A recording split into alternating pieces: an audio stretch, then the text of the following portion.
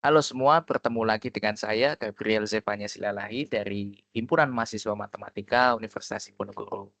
Pada beberapa video yang akan disajikan kali ini, kita akan mempelajari tentang struktur aljabar grup.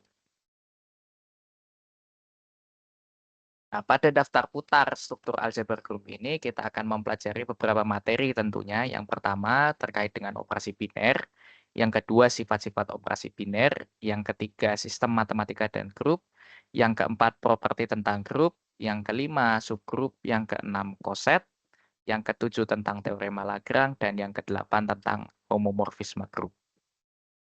Nah, pada video kali ini kita akan mempelajari tentang operasi biner.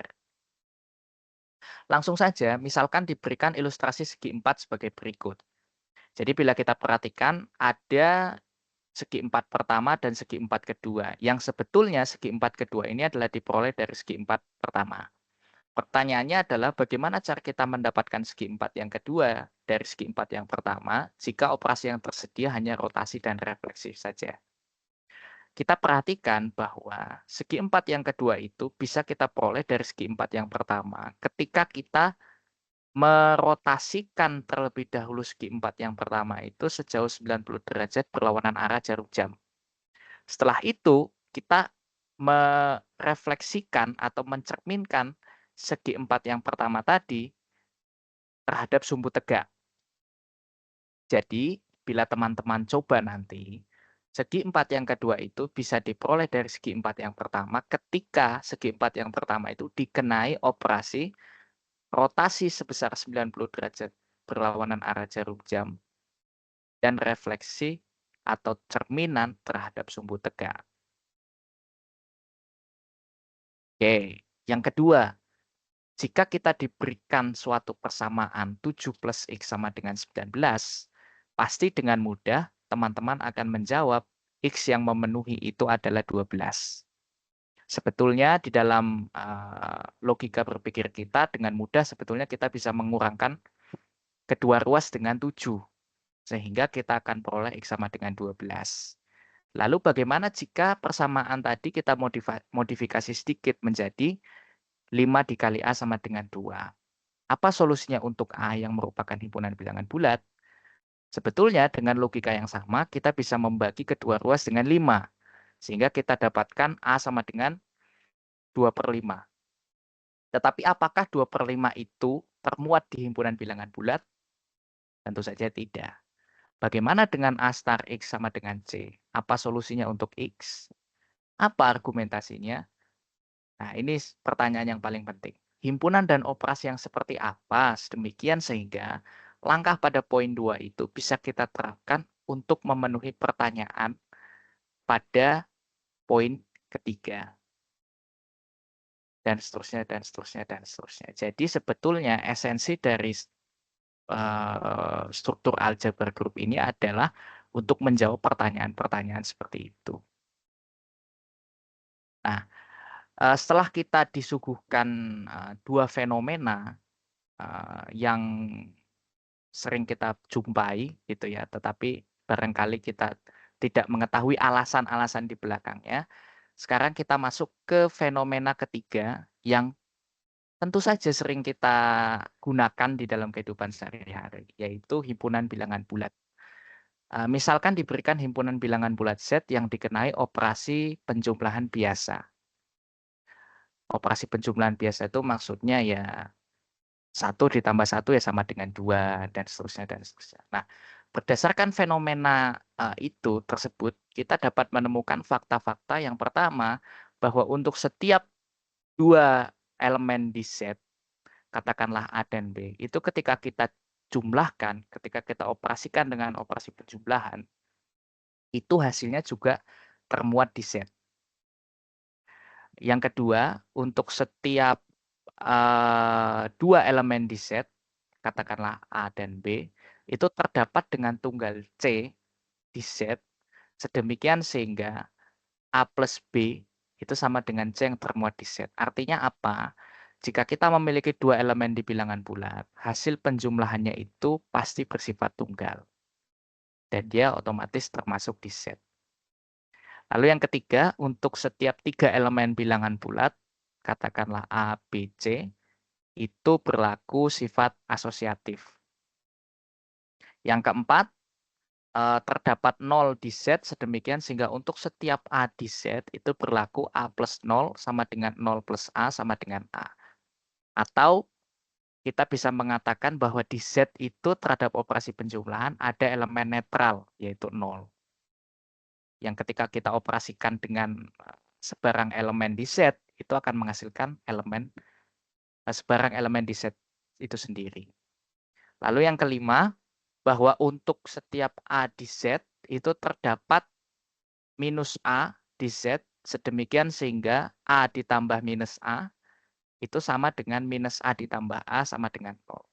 Atau dengan arti kata lain, untuk setiap A di Z itu ada elemen inverse yang membuat hasil operasi penjumlahan keduanya menjadi elemen netral.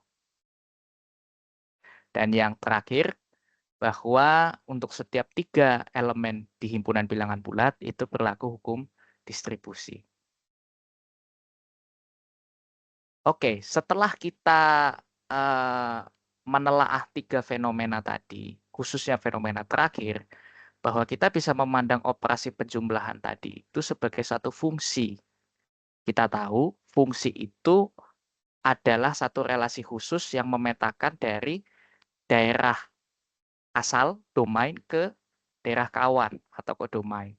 Dalam hal ini, daerah asalnya adalah Z cross Z, yaitu hasil kali kartesian himpunan bilangan bulat, dan daerah kawannya atau kodomainnya adalah Z itu sendiri.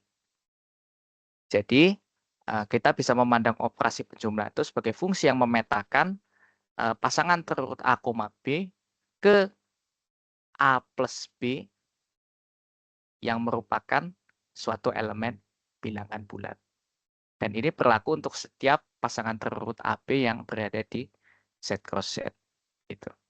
Nah, lebih jauh lagi, kita bisa memandang fungsi penjumlahan plus itu sebagai operasi biner jika memenuhi sifat yang pertama, dia merupakan operasi yang memenuhi sifat ketertutupan hasil. Hal ini berarti untuk setiap AB yang berada di Z cross Z, jumlahannya atau hasil operasinya itu juga termuat di Z. Lalu yang kedua, ketunggalan hasil. Artinya, jika kita mengambil 4 elemen bilangan bulat dengan AB itu sama dengan CD, maka hasil operasi penjumlahan AB itu akan sama dengan hasil operasi penjumlahan C dan D. Ketika dua operasi penjumlahan tadi itu memenuhi dua sifat ini, kita katakan fungsi penjumlahan disebut sebagai operasi biner. Nah, setelah kita menelaah berbagai fenomena sebelumnya, kita sekarang sudah siap untuk masuk dalam mendefinisikan operasi biner. Tadi kita menangkap fenomena di himpunan bilangan bulat Z dengan operasi biner penjumlahan. Nah, sekarang kita lakukan abstraksi. Yang tadinya himpunan bilangan bulat, kita abstraksikan menjadi himpunan tak kosong G. Yang tadinya operasi biner penjumlahan, kita abstraksikan menjadi operasi biner star. Maka definisi berikut menjelaskan tentang operasi biner. Diberikan himpunan tak kosong G. Operasi biner star pada himpunan G itu adalah fungsi dari G cross G ke G yang memetakan pasangan terurut G1, G2 ke G1 cross G2 yang merupakan suatu elemen di G. Dan ini berlaku untuk setiap G1, G2 di G cross G. Nah, di sini diberikan sedikit catatan bahwasanya untuk membuktikan operasi star itu merupakan operasi biner atau tidak, kita cukup membuktikan bahwa operasi star itu memenuhi sifat close dan well defined. Ketika satu operasi star itu memenuhi kedua sifat itu, maka kita bisa menyimpulkan bahwa operasi star tersebut merupakan operasi biner. Gitu. Nah, sekarang untuk latihan ada beberapa pertanyaan yang barangkali bisa dianalisis gitu ya, bisa dianalisa dari ketiga hal ini mana yang merupakan operasi biner. Yang pertama operasi penjumlahan biasa pada R, misalkan MR adalah himpunan matriks dengan entry-entry bilangan real. Apakah operasi penjumlahan matriks pada MR itu merupakan operasi biner? Dan yang ketiga, diberikan matriks berukuran 2 kali 2 atas entry bilangan real.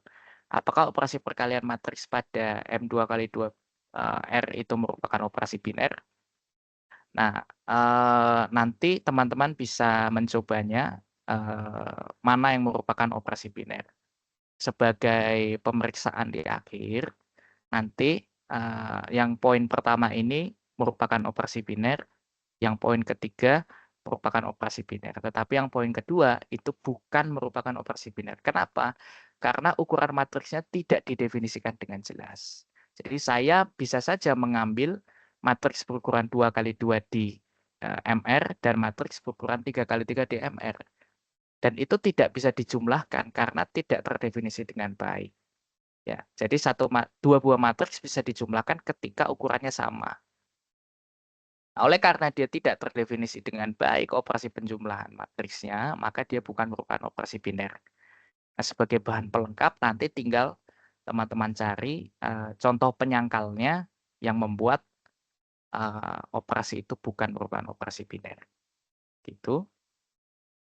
Nah, dan seterusnya, dan seterusnya, dan seterusnya. Bahwa nanti setelah ini kita akan masuk ke seri video sifat-sifat operasi biner dan kawan-kawannya.